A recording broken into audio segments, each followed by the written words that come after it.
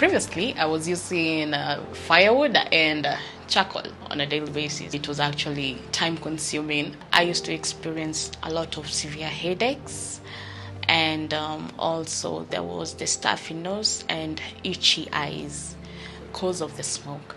For one gorogoro of maca is actually 70 shillings, and in a day I would use 3 of them, so that amounts to 210, which was actually a lot. And sometimes it was not even enough.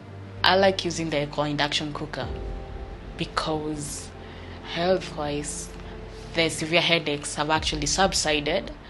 There is no more the teary eyes, and also the stuffy noses is all gone. You just come in, switch it on at the socket, and that's it. A few minutes and you're done with your cooking.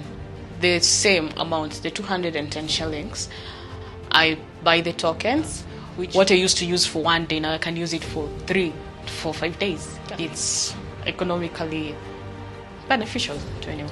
Yeah.